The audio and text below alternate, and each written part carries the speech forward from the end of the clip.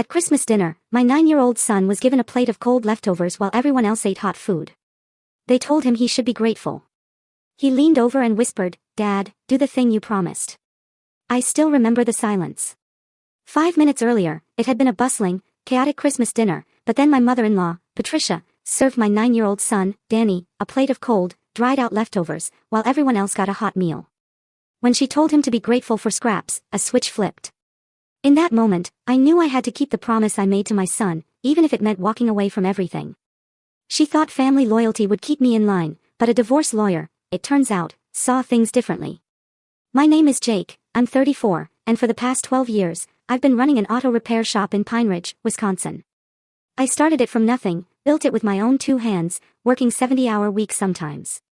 It's the kind of job where your hands are permanently stained with grease and you smell like motor oil even after 3 showers. Not glamorous, no, but it pays the bills, keeps a roof over my family's head. When I first opened the shop at 22, I was just a kid, more ambition than sense, really. I took out a loan, worked 16-hour days, learned everything myself because I couldn't afford to hire help. The first year, I made less than minimum wage. But it was mine. By year 5, I'd paid off the loan, and the shop was actually turning a real profit. Now, I've got 4 mechanics, steady contracts, a reputation for quality work. We're doing okay, more than okay. I was married to Lauren for 12 years. We met when I was 22, at a summer festival, and honestly, I was stupid enough to believe love conquered all. She was visiting from Madison, staying with her aunt, and I just thought she was the most beautiful woman I'd ever seen. Dark hair, a bright, easy smile, she even laughed at my terrible jokes. We spent that whole summer together, and by September, I was absolutely convinced I'd found my person. We got married that December, because when you're young and in love, waiting just feels pointless. Looking back now, I can see all the signs I missed. The way she'd get quiet whenever I talked about the shop, her eyes just glazing over. The way she'd quickly change the subject if I mentioned our future plans, like she couldn't quite picture it with me in it. And the way she'd never, not once, truly defend me when her family made their snide comments. But at 22, convinced you found your soulmate, you don't see red flags. You see challenges. Challenges you're sure you'll overcome together. The real problem, the actual, tangible problem, started about a week after the wedding, when I really got to know Patricia. Lauren's mother. Patricia Bennett was a master. A professional at making you feel utterly insignificant, all while maintaining this facade of caring. Every insult came wrapped in a bow of concern. Every criticism, disguised as helpful advice. She'd honed this skill over decades, and she wielded it like a surgeon with a scalpel, precise, deliberate, designed to cut deep without leaving a visible scar. She'd been a regional manager for some big insurance company for 30 years, retired at 55 with a solid pension, living comfortably in that sprawling house on Maple Street. You know the kind, formal dining room no one actually uses, white carpets that make you nervous just looking at them. Her second husband, Todd, was a consultant, traveled constantly. Nice enough guy on his own, but he'd clearly learned early on to just agree with Patricia and stay out of her way. Lauren's biological father had left when she was 12. Classic midlife crisis, ran off with someone from his office, moved to Florida, barely stayed in touch. Patricia had raised Lauren and her brother, Kyle, mostly alone, all while climbing the corporate ladder, and she never, ever let anyone forget it. Every single conversation, without fail, would eventually circle back to her sacrifices. The long hours. The opportunities she'd given up. How she'd single-handedly raised 2 successful kids with no help from anyone. And you know, initially, I respected that. A single mother, making it work, building a career. That takes real strength. But over time, I realized Patricia didn't want respect. She wanted control. In her mind, she'd paid her dues, and now everyone in her orbit owed her eternal gratitude and complete, unquestioning compliance.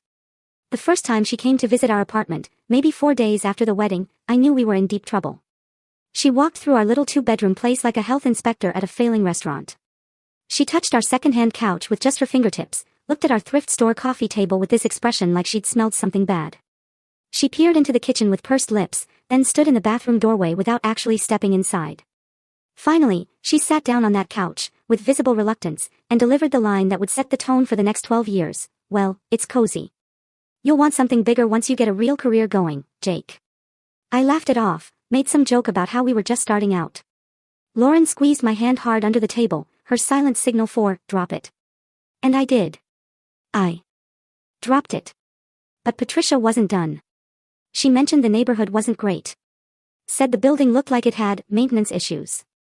Wondered aloud how we could possibly plan for a family in such a small space. Each comment delivered with that same concerned smile, that same tone that made you question if she was insulting you or just being practical.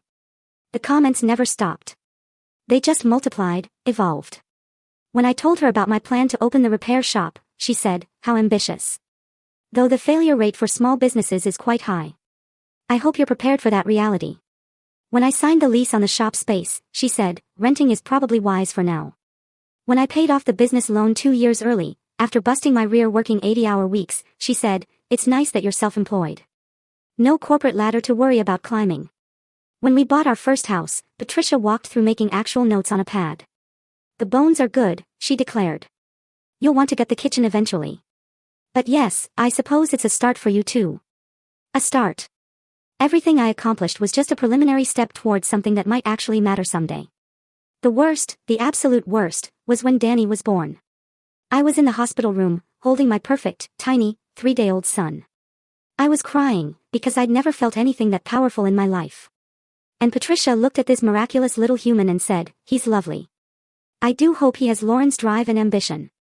Boys really need that to succeed in this world." She looked at my newborn son and decided he'd probably turn out like me, which in Patricia's world, meant he was already starting behind. Every family dinner, every holiday, every visit was another opportunity for these little cuts. Never anything big enough to call out directly. Never anything I could point to and say, "That was cruel," without sounding completely oversensitive. Just a constant, insidious drip of criticism disguised as concern. And Lauren's response was always the same, "That's just how she is. She doesn't mean anything by it. She's from a different generation. She's just trying to help. You're being too sensitive." But here's what I started to notice over the years. Patricia saved her sharpest comments for when Lauren wasn't in the room. Or she'd say things right in front of Lauren, but in that tone that made it sound like friendly advice instead of a vicious insult. And Lauren would either miss it entirely, or she'd pretend she missed it. Either way, she never once, not in 12 years, stood up for me. You know what the absolute worst part was? I started to believe it. Not consciously, not at first. But somewhere deep down, Patricia's constant criticism started to take root. I'd look at the shop and think, maybe it wasn't that impressive. I'd look at our house and see all the things that weren't updated, instead of being proud we owned it. I'd look at my grease-stained hands and wonder if Lauren regretted marrying a mechanic instead of some corporate guy in a suit. And Danny. God, Danny got the worst of it. Our son is 9 now. Small for his age, incredibly bright. He loves to read, build things, ask questions about how everything works. He reminds me so much of myself at that age, curious about the world, eager to learn. The kind of kid teachers love because he actually cares about understanding things. But Patricia treated him exactly like she treated me. Every achievement came with a qualifier. Every accomplishment got diminished. When he won his school's spelling bee in 3rd grade after studying those words for weeks, Patricia's response was, "Well, I imagine the competition wasn't very difficult at a school this size. Still, good job, I suppose." When his art teacher displayed his clay sculpture in the hallway because she thought it was genuinely impressive, Patricia said, "That's nice, dear, though you really should focus more on activities that will help with college applications. Art is more of a hobby." The kid was 8 years old and she was talking about college applications. When he got Student of the Month for September, Patricia said, "How many students are in your class?" "Oh, 22. So really, it's just a matter of time before everyone gets it." Every single thing he did got dismissed as either easy, lucky, or not really that impressive. And I watched it do to him what it had done to me. I watched this bright, confident kid start to doubt himself. Start to apologize for being excited about things. Start to assume nothing he did would ever quite be good enough. Lauren saw it happening. She had to have seen it. But every time I brought it up, she'd defend her mother.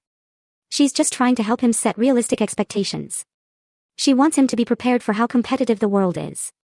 You're being too sensitive on his behalf. Danny's fine. But Danny wasn't fine. I could see it in his eyes. The way he'd light up about something and then immediately dampen that excitement. The way he'd show me a drawing he was proud of and then say, "But it's not that good," before I could even respond. The way he'd flinch slightly when Patricia started talking, bracing for whatever criticism was coming. And I kept my mouth shut. I kept the peace. I told myself it wasn't that bad. That Danny would toughen up. That eventually Patricia would ease off. Until 3 months ago. That's when everything changed. We were in the garage together on a Saturday. I was doing an oil change on Mrs. Thompson's Accord, and Danny was handing me tools, asking his usual questions about how engines work. Good kid stuff. Father-son bonding. The kind of afternoon I lived for. He got quiet after a while. Then he asked the question that absolutely shattered my heart, "Dad, why doesn't Grandma Patricia like me?" I put down the wrench. I just stopped. And I looked at my kid. 9 years old, a grease smudge on his cheek, holding a socket wrench and trying so hard not to cry. "She likes you, buddy." "No, she doesn't," he insisted, his voice barely a whisper.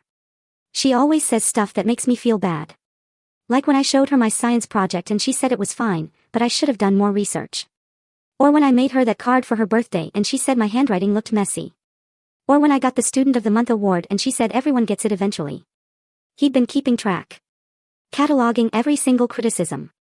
Carrying them around like weights in his pockets. "Sometimes people show they care in weird ways," I mumbled, knowing it was a weak answer, even as the words left my mouth. "But it doesn't feel like she cares," he said, looking up at me with those earnest, hurt eyes. "It feels like she thinks I'm not good enough." And there it was. The thing I'd been avoiding seeing for 9 years. My son felt exactly the way I'd felt for 12 years. Not good enough. Never good enough. Constantly failing to meet standards that shifted just out of reach every time you got close. I pulled him into a hug right there in the garage, getting motor oil all over both of us. "Listen to me," I said, my voice thick. "You are good enough. You're smart and kind and curious and creative. Some people in this world won't see that, and that's their problem, not yours. But she's family. Isn't family supposed to see the good stuff? Man, the wisdom of kids, asking the questions adults are too afraid to face." "Yeah," I said, "they're supposed to." Danny pulled back and looked at me with these serious eyes that no 9-year-old should have. "Will you stand up for me if she does it again?" "Really? Stand up for me? Not just tell her to be nice?" That's when I made the promise. The promise that would ultimately end my marriage and start the hardest 6 months of my life. "If she ever hurts you again, really hurts you, I'll do whatever it takes to protect you. Even if it makes people mad. Even if it causes problems. You're my son, and nobody gets to make you feel small. Nobody. Deal?" We shook on it like two men making a business agreement. His hand was small in mine, still had that kid's softness, but his grip was firm. He believed me. He trusted me to keep that promise. I thought maybe Patricia would ease up. Maybe I'd never actually have to follow through. Maybe things would just get better on their own. 3 months later, Christmas dinner proved me wrong in the worst possible way. Patricia had insisted on hosting Christmas at her place, like she did every year. Big house, formal dining room, the whole production. Lauren's brother, Kyle, was there with his wife and their 2 kids. Todd was there, doing his usual fade into the background routine. And of course, Patricia was in full hostess mode, running the show like a general commanding troops. The day had been tense from the start. Patricia made comments about the gifts we brought being nice, but not quite what she would have chosen. Pointed out that Danny's hair needed a trim. Mentioned I looked like I'd gained weight. Just her usual routine of small cuts disguised as observations. But dinner was when it all truly fell apart. Everyone gathered in that formal dining room, with the fancy china that probably cost more than my truck. Patricia brought out the food, family style, making a big production of serving each person. Turkey, ham, mashed potatoes, 3 kinds of vegetables, rolls, the whole traditional Christmas spread. She served each person individually, asking about portions, making sure everyone got exactly what they wanted. Then she got to Danny. She went to the kitchen and came back with a plate. She set it in front of him with this small, tight smile, and my stomach dropped. The plate was from the refrigerator. Cold turkey. Cold mashed potatoes that had that dried out, crusty look. Cold green beans. Leftovers from something she'd made days ago. Everyone at the table went silent. All eyes on that plate. Then, quickly, they looked away, pretending they hadn't noticed. "There you go, sweetie," Patricia said, still smiling. "I know you're a picky eater, so I saved you some simple food. Nothing too overwhelming." Danny stared at his plate, then looked at everyone else's plates, piled high with hot, fresh food. Then back at his own cold plate. His face went red. His hand started to shake slightly.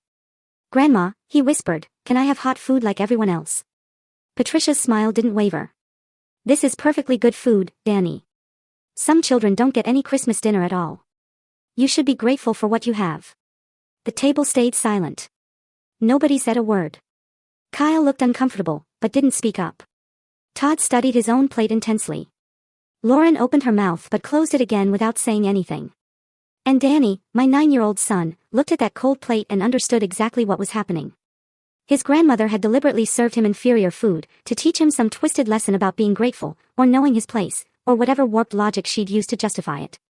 In front of the whole family. On Christmas. He turned to me, tugged my sleeve, leaned close, and whispered so only I could hear, "Dad, can you do the thing you promised if they hurt me again?" I looked at my kid. I looked at that cold plate of leftovers.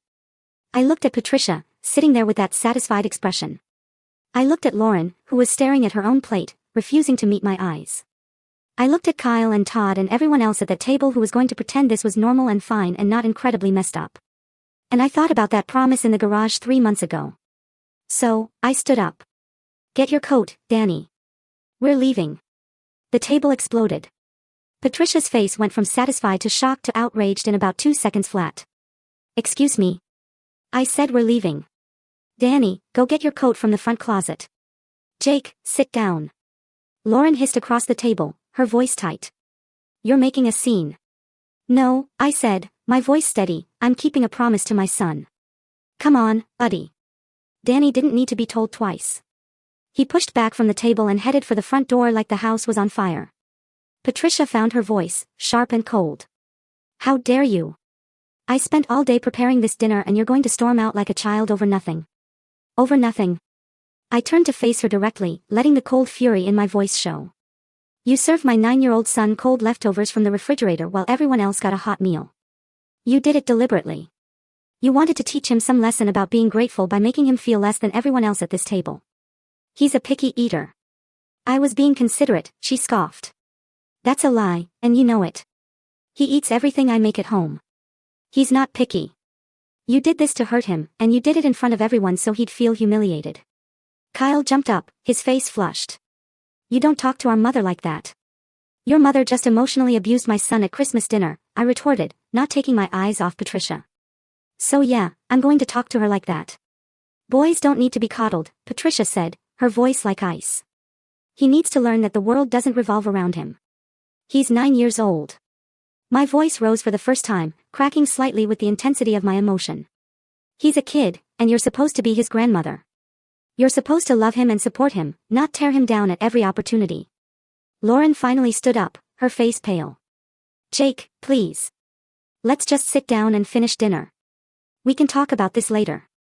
"There's nothing to talk about, Lauren," I said, turning my gaze to her. "Your mother served your son cold food to humiliate him, and you sat there and let it happen, just like you always do.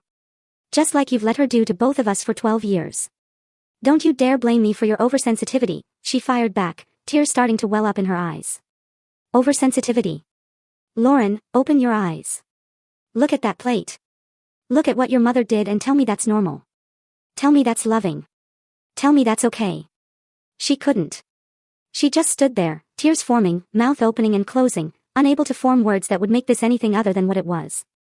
Todd spoke up for the first time, his voice placating. "Maybe everyone should just calm down." "No." I cut him off, my voice raw. "We're not calming down. We're not pretending this is fine. We're not sitting back down like nothing happened. We're leaving. If you walk out that door," Patricia said, her voice low and cutting, "don't expect to be welcomed back." I looked at her.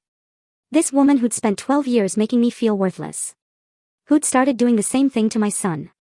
Who'd just served a child cold leftovers on Christmas to prove some twisted point about hierarchy and gratitude.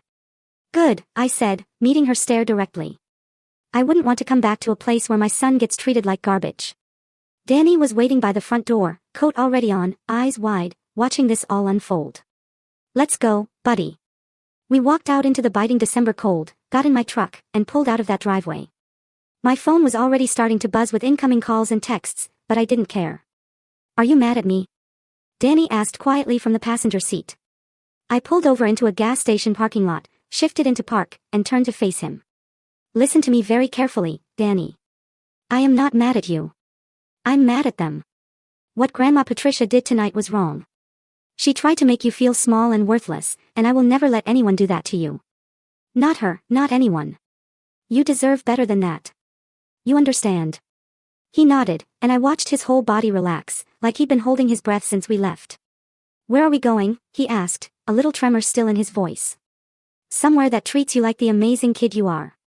We ended up at Betty's Diner on Highway 12, one of those old-school places with vinyl booths and a waitress who calls everyone honorable. They were open on Christmas, serving turkey dinner for people who didn't have anywhere else to go. We sat in a booth in the back, ordered 2 specials, and had the best Christmas dinner of my life. Danny told me about the book he was reading, some fantasy thing with dragons and magic. I told him about a '67 Camaro I had in the shop that needed a complete engine rebuild. We talked about school, and his friends, and this kid in his class who was bullying people, and how Danny had stood up to him. Normal dad and son conversation, the kind we should have been having all day instead of walking on eggshells around Patricia's toxic behavior. The food was good, the company was better, and for the first time in years, I felt like I'd done exactly the right thing. We got home around 9 o'clock.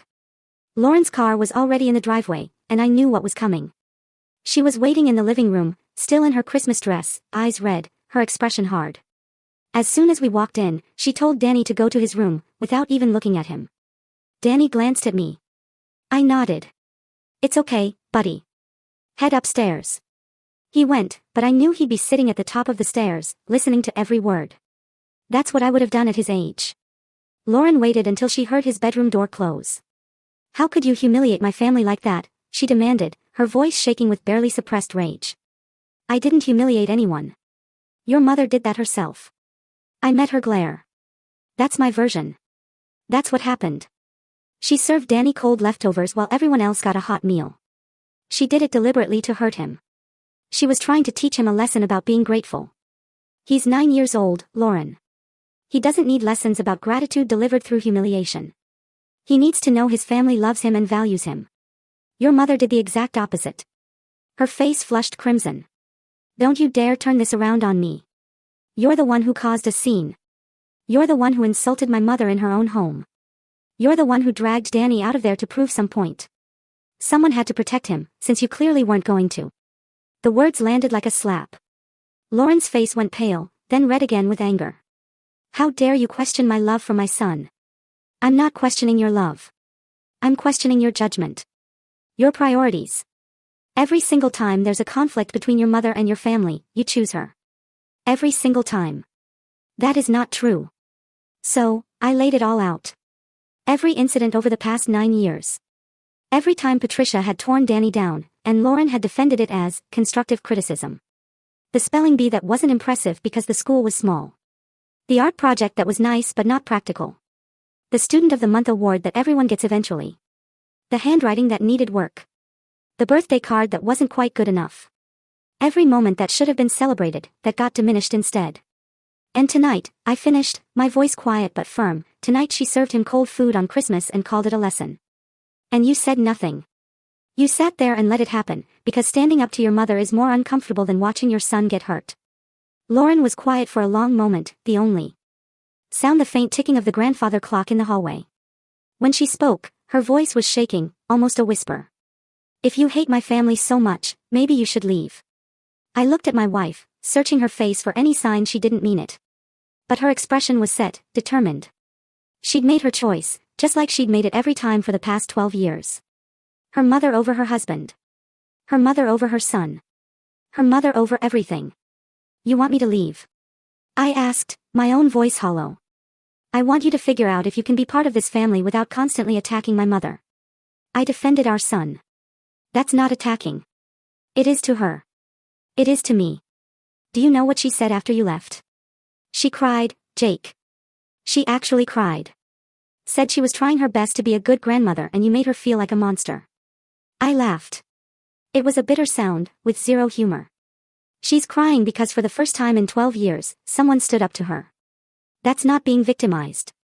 That's being held accountable. Get out, Lauren said quietly, her voice cold now, utterly devoid of emotion. Lauren, I said, get out. Pack a bag. Go stay somewhere else. I can't even look at you right now. I stood there, suspended in that moment, trying to find words that would pull us back from this edge. But looking at her face, at the coldness in her eyes, I realized there were no right words. This had been building for 12 years. Tonight was just when it finally broke open. Okay, I said, I'll go. But I'm not leaving Danny here. You can't just take him, she cried, her voice rising in alarm. Watch me. I went upstairs. Danny was sitting on his bed, fully dressed, clearly having heard every single word. His face was pale, eyes red-rimmed. He looked up when I came in with this expression of resignation that broke my heart all over again. Pack some clothes, buddy. We're staying somewhere else for a few days. Are you and Mom getting divorced? The direct question from a 9-year-old who just watched his family implode. I don't know yet, son, I admitted, sitting beside him. But right now, we need some space from each other, and I need to make sure you're somewhere safe. Grandma's house doesn't feel safe. I know. This house doesn't feel safe anymore either. We packed quickly. A week's worth of clothes, his favorite books, the stuffed dog he pretended he was too old for but still slept with. I grabbed some of my own things from the bedroom while Lauren stood in the hallway watching, arms crossed, her expression unreadable. Where are you going? She asked as we headed for the door. Motel for tonight. After that, I'll figure it out. This is ridiculous. You're being absolutely ridiculous. I turned at the door, Danny's small hand clutched tightly in mine. No, I said, meeting her eyes one last time. For the first time in 12 years, I'm being a father. That's all I'm being. We walked out into the December night. The temperature had dropped, and snow was starting to fall. Danny climbed into the truck without complaint, buckled himself in, and stared straight ahead as I started the engine. As we pulled out of the driveway, I glanced in the rearview mirror. Lauren was silhouetted in the doorway, phone already to her ear, calling her mother, no doubt. Getting her version validated, being told I was the bad guy. The cycle continuing without me there to take it anymore. The Pine Ridge Inn wasn't much, but it was clean. I got a room with 2 beds, carried our bags inside. The place smelled like industrial cleaner and old carpet, but it was warm, and the door locked, and right then, that was enough. Danny sat on one of the beds, looking small and lost. I pulled out my phone and ordered pizza from Gino's, the only place open on Christmas night. While we waited for delivery, I called my sister in Minnesota. She answered on the second ring. Jake. It's almost 10 on Christmas. What's wrong?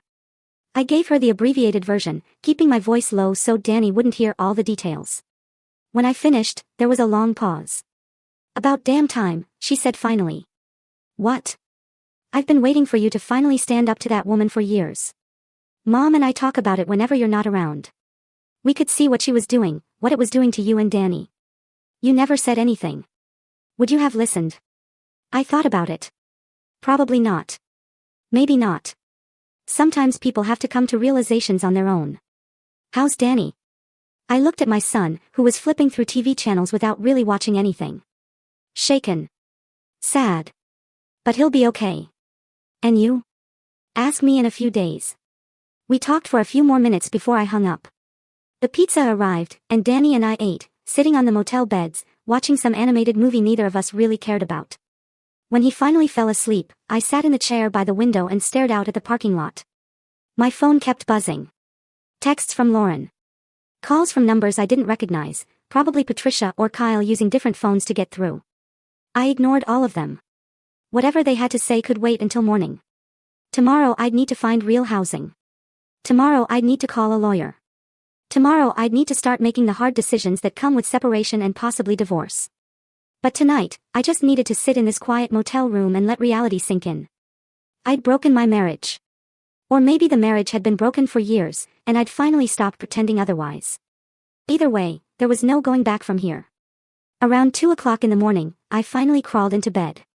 Danny had migrated to my bed at some point, curled up against my side like he used to do when he was little. I put my arm around him and closed my eyes. Tomorrow would bring consequences. Conflict. The messy reality of untangling a life I'd spent 12 years building.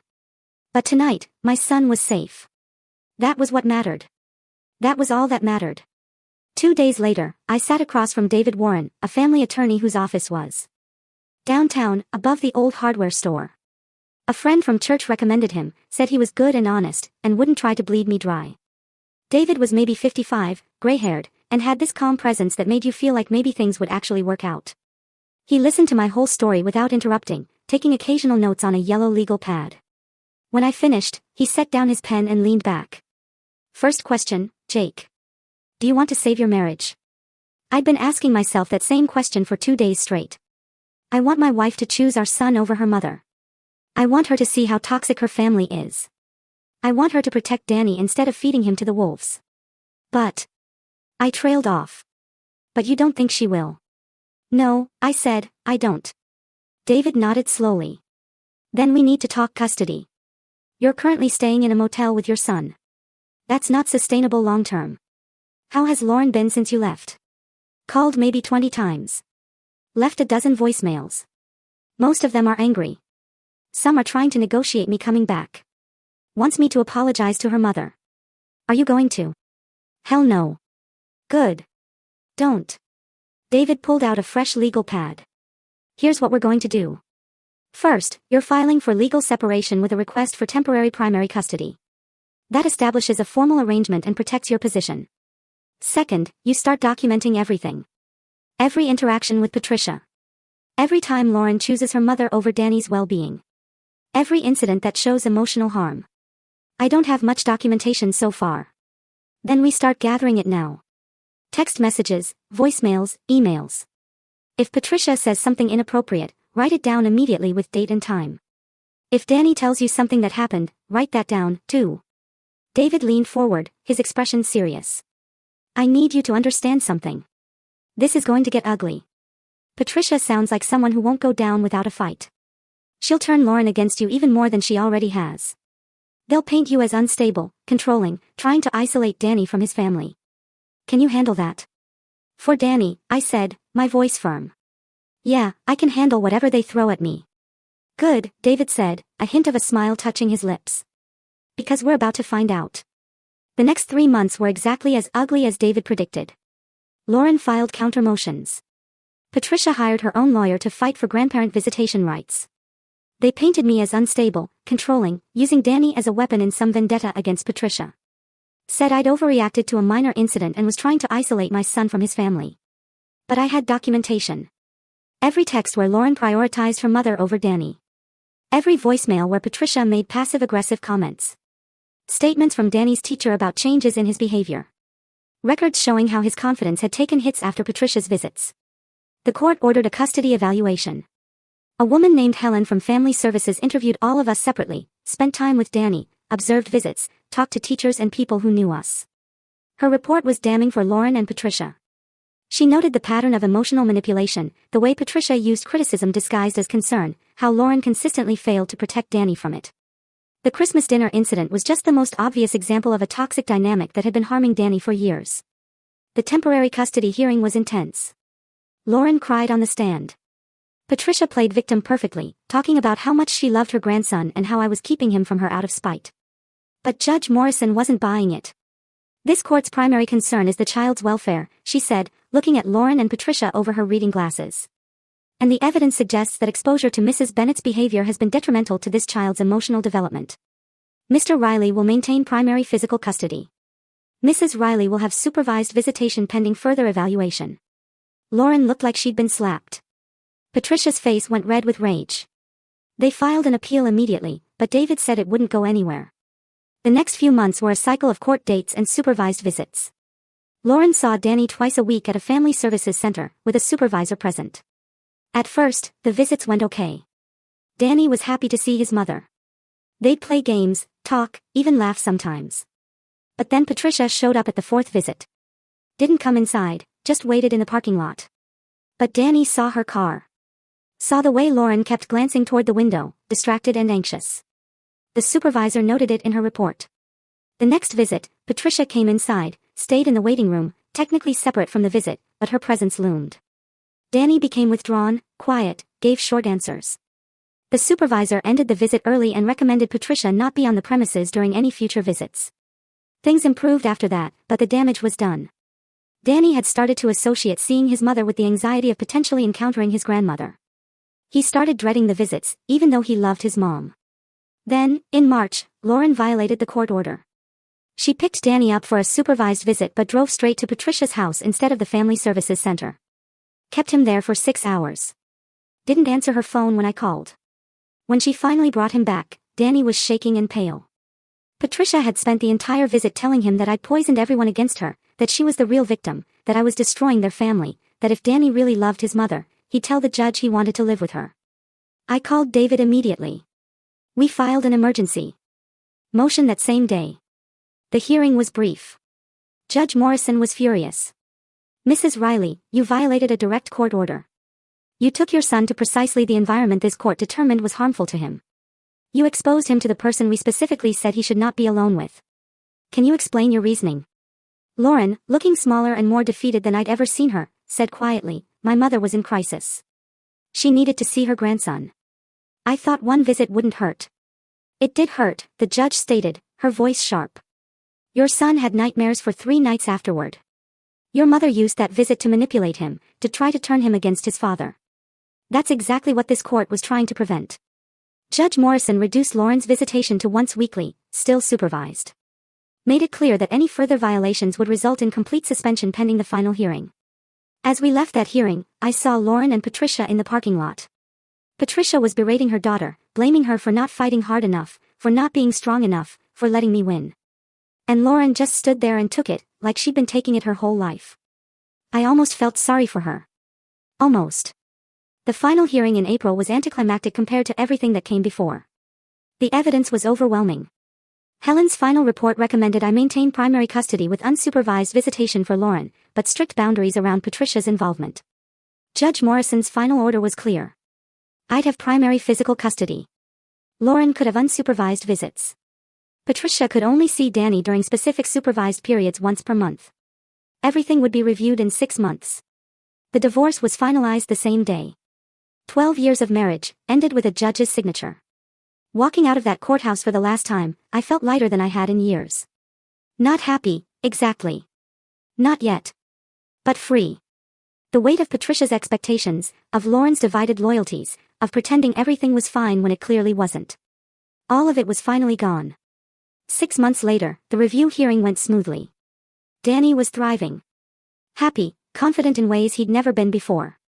The court made the custody arrangement permanent. Lauren and I are civil now. Not friends, but not enemies. She sees Danny regularly on a schedule that works for everyone. She's learning to set boundaries with her mother, though it's slow going, a lifetime of habit isn't easy to break. Patricia tried to challenge the supervised visitation order twice more. Both times the court shut her down. Danny's doing amazing. He joined the science club at school, made some solid friends, and he's finally stopped apologizing for existing. The kid who used to flinch when someone criticized him now speaks up for himself, sets boundaries, tells people when something bothers him. That's what happens when you teach a kid that he matters, that his feelings are valid, that standing up for himself isn't selfish, it's necessary. As for me, the shop's doing better than ever. Got a great crew. I rented a decent house near the lake that finally feels like home. Life is simple, quiet. Exactly what we both needed. And for the first time in a very long time, I finally feel like I'm standing on solid ground.